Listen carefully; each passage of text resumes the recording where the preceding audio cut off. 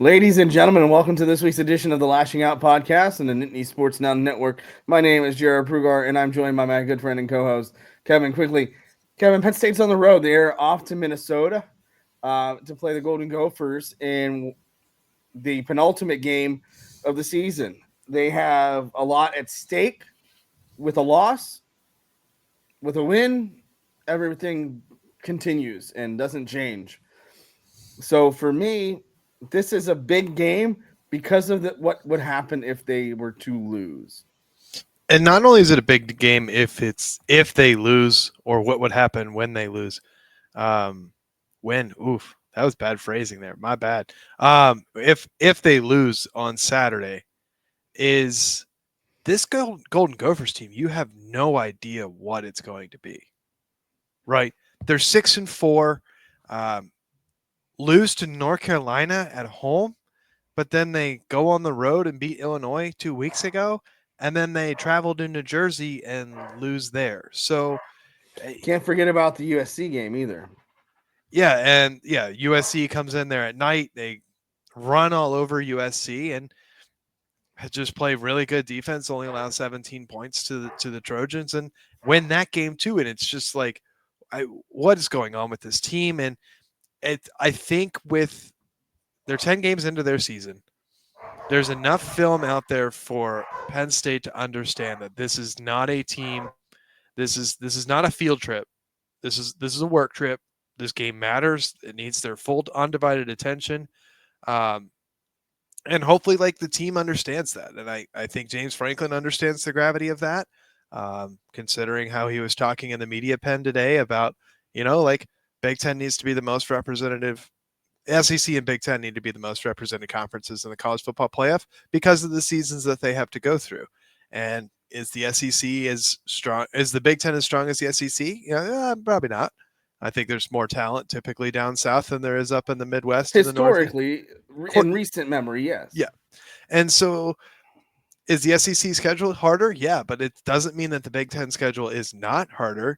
And Minnesota is one of those games where it's a good team. They just don't consistently play well and don't consistently perform, but they're a team that can go out and win any given game. And the last time Penn State went to Minnesota, they were the number 4 team in the country, undefeated. Minnesota's number 17, and Minnesota wins. And it kind of derailed the 2019 season. So it's a game that it matters. 100%. This is where that 1-0 mentality comes in. Every game's got to be treated the same, right? And I think the biggest thing for me is that Minnesota's so up and down. They're 6-4, which is good because that's a team. You mentioned the SEC Big Ten battles, right? And I've been on the record saying multiple times, I think 4 Big Ten teams, 4 SEC teams get into the college football playoff. And then you've got the at-large, the group of 5. You've got the Notre Dame as long as they beat Army. And then you've got the Big 12 champion and the ACC champion. That's the way that I think it should be. I do not think that there should be a fifth SEC team. I do not think that there should be a 5th Big Ten team. And there probably should be a second ACC team. No, absolutely not. Your best bet is an SMU or a Miami, but their schedules have been so weak this year, much like Indiana. And this is not a dunk on Indiana's schedule. What they're doing is impressive under Frank Cignetti. He's one of my votes for Eddie Murray Coach of the Year for the Football Writers Association of America. But, my thing is, they haven't played anybody good, anybody overly good. They're going to be battle tested this week. We're going to find out what Indiana football is all about this year when they play Ohio State. All right. If they win, it opens Pandora's box for all kinds of scenarios. But if they lose, I do think that they might even fall out of the top 10, to be honest with you. And it's a slippery slope because that schedule outside of playing Ohio State, if it is a close game, I think they'll fall probably 5 between 10 and 12. But the problem is you've got an SEC team or SEC group of teams that plays one less conference game than the Big Ten. That matters because that's the Murray States or the Mercers of the world. No disrespect to those programs, but the SEC bye week late in the season is in fact a big thing. And we'll talk a little bit. I want to talk about this in the first segment because I think this has been such a hot topic, right? The schedules, right? Penn State's schedule is 34th or 35th as far as strength of schedule. And you look at Ward Manuel, who's the AD at Florida State, and Florida State got, they got kind of shafted last year to an extent. Now, then they went out and got absolutely boat raced after Jordan Tracy got hurt. So, I mean, Ward Manuel is the AD at Florida State, and he's the committee chairman for the college football playoff. One of the things that he said last night when pressed about this is strength of schedule matters to an extent, but it's how teams are playing when you're playing them at the same time. So Penn State began the season number 8 in the country. They have done nothing but lose to Ohio State. That's it. That's the only thing. They've just won games, and they've lost to Ohio State by 7 at home in a noon game. You look at Indiana's body of work. It's impressive because they have won every game.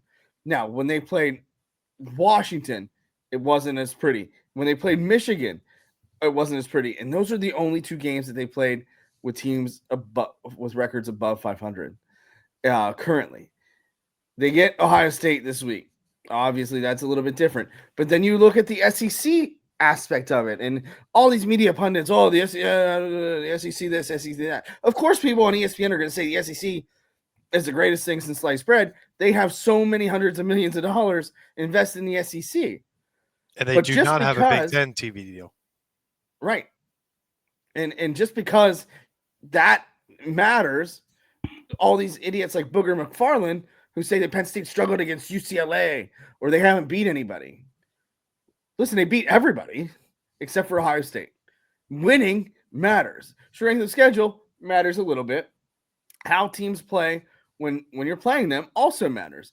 This is a game. Minnesota's body of work is not bad. You look at, obviously they lost to North Carolina at the beginning of the season on that field goal late. They beat Rhode Island. They beat Nevada. They lost to Iowa. They lost to Michigan when Michigan was number 12 in the country. They lost by 3. Then they went out and beat USC at home when USC was number 11 ranked team in the country. And they beat UCLA. They beat they beat Maryland, and then they beat Illinois, who was ranked 24th at the time. And then they went out and they beat Rutgers. So, I mean, Minnesota's body of work is okay. They're 6-4, which is good. It's another quality win. They're a bowl eligible team. They'll go to a bowl game. But it's so tough to compare between conferences because they're not on the same playing field. And that's the hardest part I think people are failing to understand is it's not that their teams are not equal, right? And you look at teams that are for the SEC, you have that bye week, obviously, but you look at kind of their body of work outside of the conference schedule, which is only 8 games again. Like Penn State has to play 9. It's not impressive, really. When you kind of look at it, it's kind of wild to think.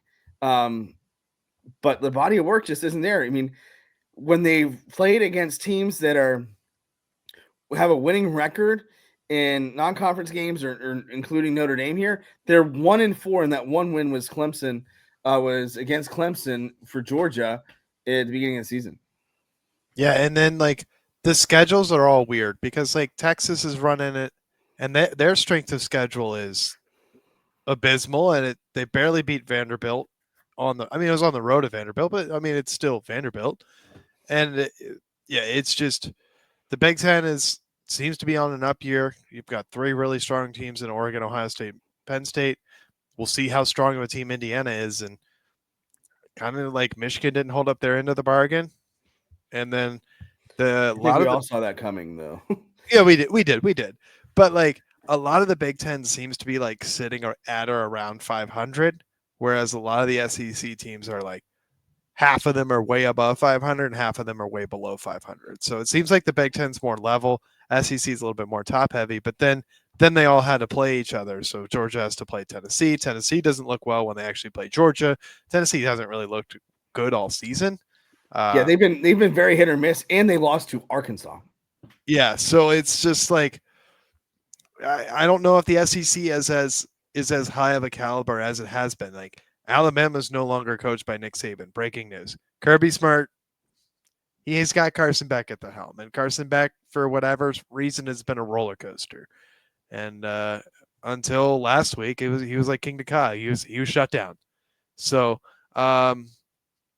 yeah, we'll see. I mean, we're 2 weeks left in regular season. You got conference championship games, and then you have the playoff. And quite frankly, a lot of SEC teams and a lot of Big Ten teams are going to be in, and they're probably going to be playing each other. And then all of this debate gets all settled. And a lot of the stuff is online of like Penn State wouldn't be within a 10-point favorite, even if they're at home in a playoff game. And it's like, yeah, we'll see. Like, and Vegas has no idea. Bowl games are like the number one thing I would never want to bet on.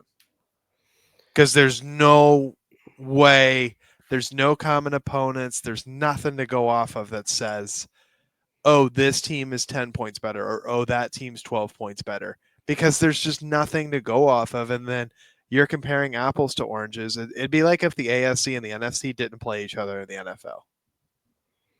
100%. And I think the other thing too is if they do have a common opponent, it's when teams are completely different, when it's beginning of the season and those types of things. I mean, you look at Texas's record, right? Like, you know, obviously they have that one loss to Georgia, but their best win is honestly, you know, probably Michigan, maybe at the beginning of the year, because of how things have worked out for Oklahoma, right? I mean, they are no longer, they're 5-5. And Oklahoma's going through a tough stretch. Brett Venables' wife is dealing with cancer, and it's not a great situation for him, I'm sure. But I mean, you have that win there. Obviously, they beat Vanderbilt, which is great, because not many Alabama lost to Vanderbilt, right? So I mean, there's that. But Texas's schedule is rough too. I mean, they play Colorado State, they beat Michigan, it's Texas San Antonio, Louisiana Monroe, Mississippi State, Oklahoma. They lost to Georgia, beat Vandy, beat Florida, beat Arkansas. There aren't very many impressive wins there to me. I mean, you look at Georgia's body of work, and it's probably a little bit more impressive, but Carson Beck is a wild card. Obviously, they got boat raced by Ole Miss. They lost by 18 at Ole Miss. They struggled at times with Tennessee, but still managed to beat them. They have UMass this week. UMass just fired their coach. They struggled with Florida there until Florida was down to their 16th string quarterback. They have that win over Texas, which is good, but then they've also beat Mississippi State, Auburn. They lose to Alabama. They struggled against Kentucky, and then they beat Kentucky or Tennessee Tech and obviously Clemson. So I mean, that body of work isn't great overall either, and it's tough for me to sit here and say like three losses out of that schedule. They lost to Alabama and Ole Miss, right? Like, and if they lose to a third team, you know, it's either Massachusetts, Georgia Tech, or in the SEC championship. It's tough for me to say that they deserve to be in because there are other teams that haven't lost as much as them. You still have to reward the wins. And I wouldn't rule out Georgia Tech beating Georgia. Yeah, Georgia Tech's had some crazy wins. Last game of the season, one of those state rivalry games that the South loves to do on week 12 or week 13, whatever the last week of the season is, you want to call it. And I kind of like this version of college football. These mega conferences, somebody's going to get an easy schedule, someone's going to get a hard schedule. The team that plays the really hard schedule and does really well, and maybe they slip up once or twice to get the lower seed in the playoff, and then they just go out for vengeance. And like it's kind of like in the NFL when the wild card team goes on to the Super Bowl, right? It's such a good story. It's thrilling. Oh, but they lost on October 16th by 14 points to blah blah blah. Like who cares? Like they're in the championship game now. Like this is I think it's just awesome for college football the way the college football playoff is shaping out. And like maybe soon we see both conferences drop down to 8 and the 9th game is a crossover game with the SEC and Big Ten. Like they already have the partnership in basketball. There's no reason they can't do it in football. 100%. And I think that's the way it should be. I wouldn't mind an 8-game schedule. I think if you do that SEC Big Ten challenge, it's great for football. It's great for all parties. You're getting that crossover game, and then you're really nipping that in the bud because, I mean, you look at some of their body work. I mean, this is a conference that's also lost games to Oklahoma State and Cal. And I know that doesn't speak for necessarily the entire, like the top echelon of conferences, but those are bad losses. And I think that's kind of the thing too, is like, you got to take everything with a lot of subjectivity, and that's tough because who's playing who doesn't have who, what player shows up this time or vice versa. And I think that's such a difficult thing to kind of analyze on the fly. But I think also this is where the reality of the matter is preseason rankings cause this. Penn State comes in at number 8. Are they not the number 8 team in the country? Maybe, maybe not. But they've done nothing to prove that they're not, right? Yeah. Have there been struggles? Absolutely. Every team has struggled at times, but they're still putting up points and they're still winning football games, and that matters too. And Penn State just isn't dominating on the scoreboard. Right. They're dominating the yards, the stats, the box score. And that's tough to gauge because so many of these, I don't want to say idiots, but they are idiots because to me, as somebody that does this, not necessarily for a living, but as a hobby, really, you dedicate so much time to your craft and you do the research. Like for me in high school radio broadcast, right? Looking at film, watching film, like knowing players that maybe I don't necessarily know, right? For opposing teams. It kills me. I do that for $50 a game, right? It kills me when I see guys like Booger McFarland or guys like Joey Galloway, even, who's just came up with the most asinine thing to talk about Indiana's quarterback sitting out so he didn't risk getting hurt going into the playoff. Like, that is absurd to me. Or Booger McFarland saying that Penn State struggled against UCLA. Like, you have to look at more than the score. Look at the box score. Look at the film. You get paid so much money. Do your damn job.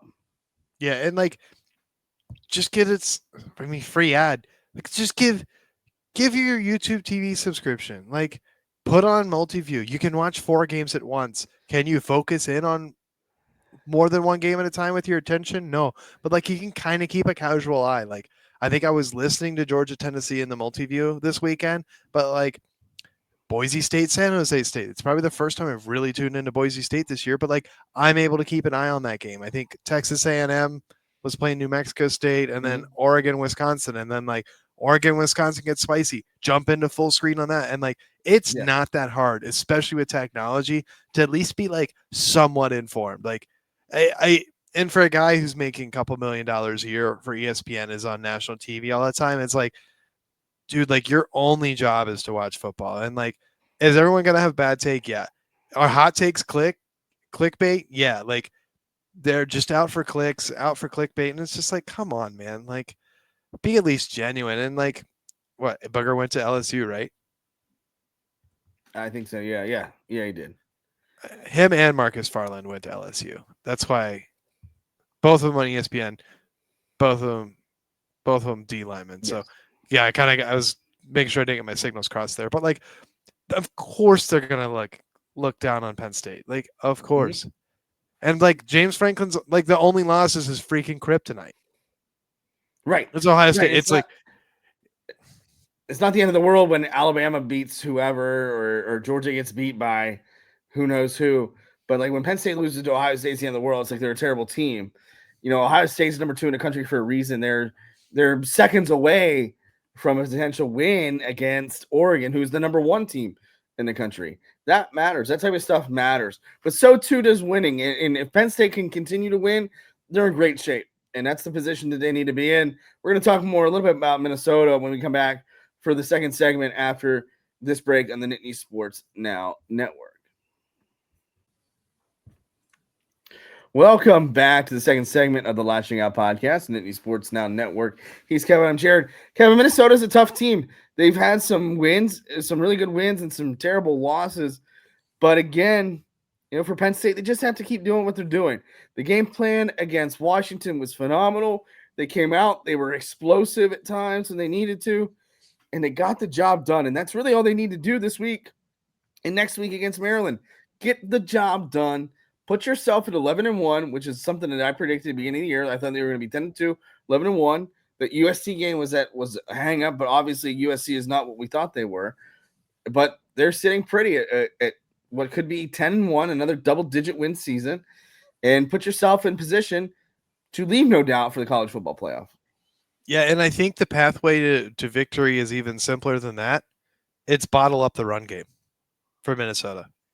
Rutgers forced the pass.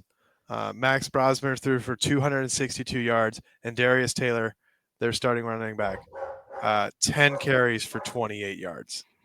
Just bottled up the offense. Whereas if you look at the USC game, you look at the Illinois game, I think against Illinois, they were like 148 rushing and like just over 200 passing.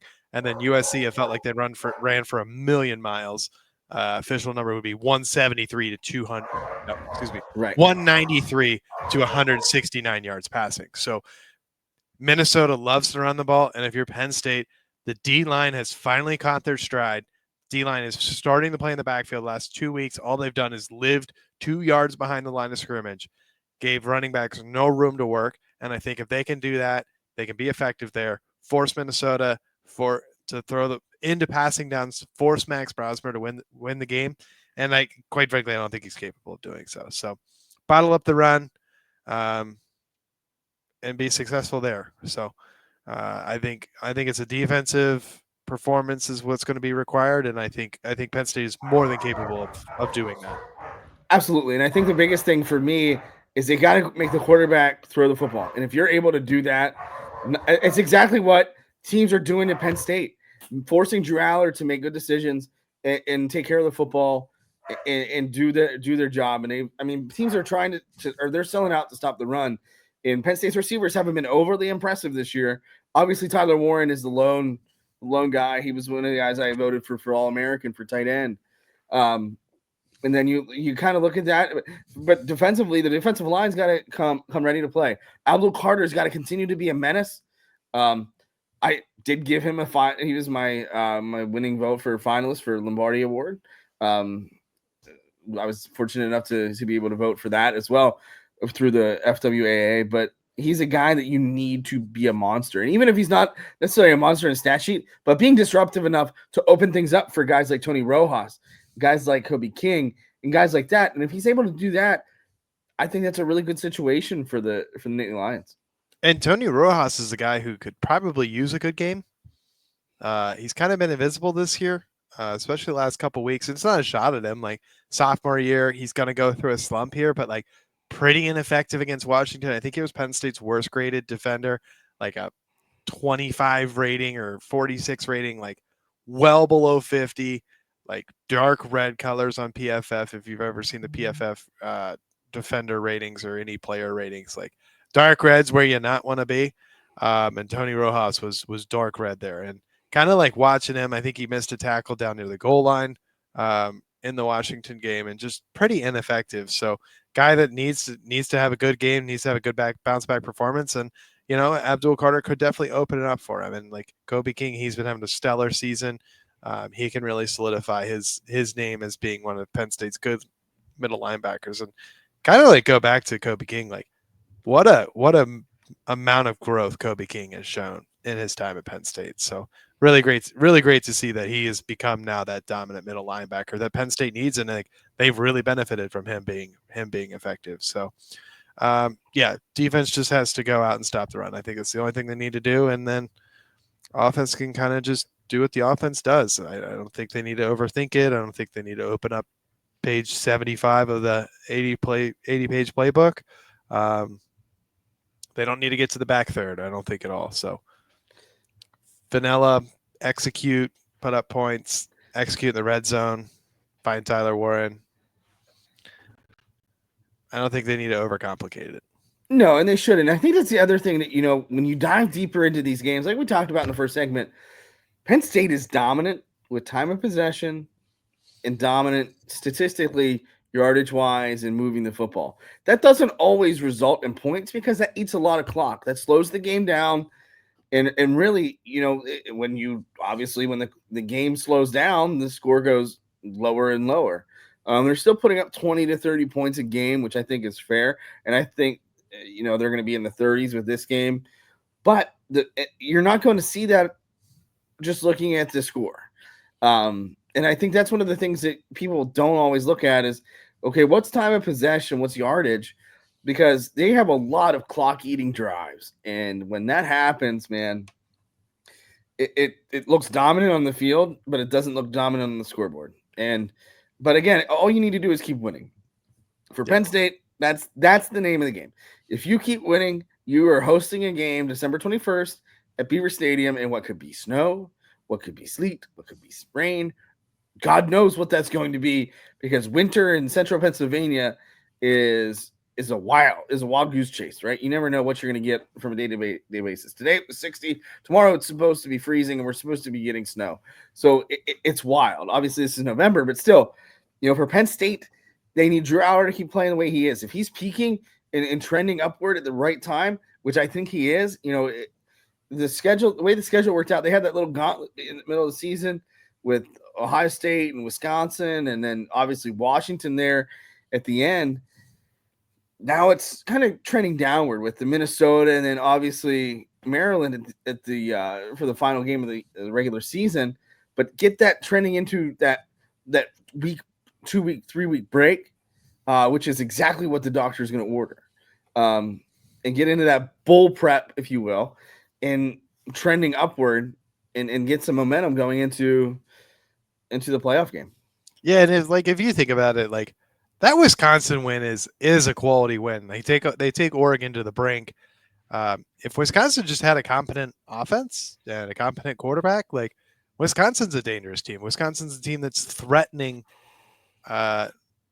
being ranked, because they're 5-5 this year, and they get the doors blown off by Alabama, travel to USC, they lose big, but then like a stinker against Iowa, but then they take Oregon to the brink. So like the Big Ten just feels like it's filled with a bunch of those. Like, anybody can strike at any point in time, and Wisconsin's definitely one of those. So don't discredit that Wisconsin win, I don't think, at all. So yeah, show up on Saturday, be ready to play. Then get home after Thanksgiving for Maryland. So 2 winnable games. I don't think they're going to issue winning this game either. So go out and handle business. 3:30 p.m. on CBS. That's right. We're going to talk more about what's going on around the country when we come back for the third and final segment of the Lashing Out Podcast on the Nittany Sports Now Network. Welcome back to the third and final segment of the Lashing Out Podcast on the Nittany Sports Now Network. I'm Jarrod. He's Kevin. Kevin, obviously Penn State's got Minnesota. I have them winning 34-10. I think they're going to handle them pretty easily, but it could be a tough game if not taken seriously enough. Yeah, I too think the Governor's victory bell is coming home to State College. It will be on the plane on the way back from Minnesota. Yes, trophy game. I have the same numbers in my score, but they're a little bit reversed on me. 31-14 is what I have. Penn State winning. It's 11.5 point spread, or excuse me, it's a 12.5 point spread. Opened at 11.5. Minnesota 3:30, could get cold late. Game time weather's 36 degrees, so could be a cold one. Got to get the muscles loose. Be ready to go. So yeah, you and I are same page. Penn State wins, but yeah, we'll see. Penn State should win 31-14. And we'll see how it goes. But you know who else this wins? That's Good Dog Beverage Company. That's who is sponsoring this episode. Good Dog offers a variety of products, including 0 carb, 0 sugar vodka cocktails and bourbon hard seltzers. Also, whiskey cocktails that only have 3 grams of carbs and 3 grams of sugar. Their Good Dogs leverage the beverage program. They donate a portion of the profits from every case sold and 100% of the merchandise sales profits to provide service dogs for people in need. Little sidebar on that. It's going to make the ad go a little bit long, but that's all right. I saw on their social media just a little elaboration of that. They do scholarships for children who need service dogs, and help provide them to children who have disabilities that do require service dogs. So good things over there that they do, and you get to drink some good seltzers in the meantime there. So it's gooddogbeverage.com, good DOGG beverage.com to go find all the information about them. Great, Kevin. I like it. Now, also, we talked about being cold. Notre Dame and Army are facing each other in what could be a game that has several different layers of intrigue, if you will. Army is undefeated, and in the ACC, AAC, I guess I should say, championship hunt. As a group of 5 team, they could be the top ranked team, depending on how this game goes. But they face, they face Notre Dame, who is right in that at large bid area to make the college football playoff, and they face off at Yankee Stadium. Yeah, that should be good. Notre Dame, you and I were talking in the break. Notre Dame's played an up and down schedule. It seems like some of their games have been really good, and then they lose to NIU. So played a reasonably tough schedule. They've had some tough opponents, but I don't think it's any sort of gauntlet that they've gone through. But they win. They're definitely going to be hosting a playoff game in South Bend, Indiana, in front of the Golden Dome. You and I both said it. Ohio State, Indiana is the game of the week. Of course, Fox hates college football, so it's at noon. Big noon kickoff from the shoe. Ohio State's currently a 13.5-point favorite. And I think that's a conservative number. I think that game, no offense to Indiana, they can put up a bunch of points, but they've not played a defense this year. The one time they played a somewhat so-so defense is Michigan, and they struggled. And I don't think Michigan's defense is the Michigan's defense of the last 2 or 3 years. And yeah, I think they're going to be in for a rude awakening. And all of this talk about Indiana all season long is probably going to go by the wayside. But shout out to Kurt Cignetti for getting that 8x64 contract before he played Ohio State. 100%. Terrible contract for the school, but if you're Kurt, like, if you're the state, I think the biggest thing for him is there's comfort there. Obviously, it's year one. To have the success in year one, I don't think anybody expected. No. But I think it's a great situation for them because, listen, they're comfortable there. They're building things there, and that's what you want. I mean, it's so tough. Like, and that's why it's so weird when people say, "Oh, well, James Franklin sucks," or "James Franklin this," or "James Franklin that." Like, to what you have to go through when you have a new coach is not worth sometimes the hassle of firing a coach because he can't beat Ohio State. And that's where Penn State is. Who is going to take them to that upper echelon and beat the Ohio States consistently? I don't know that there is somebody that can do that because guess what? Ohio State's losing only 1 or 2 games a year, and that's not just they're not just beating Penn State, they're beating everybody else.